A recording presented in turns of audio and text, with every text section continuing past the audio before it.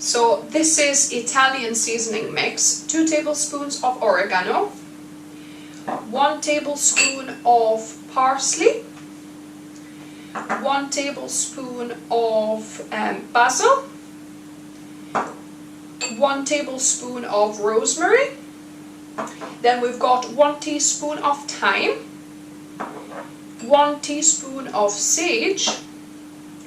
We've got 1/4 teaspoon of milled laurel leaf or bay leaf, and then 1/4 teaspoon. You can use either onion powder or garlic powder. So I'm going to be using onion powder. So 1/4 teaspoon, and then give it a mix.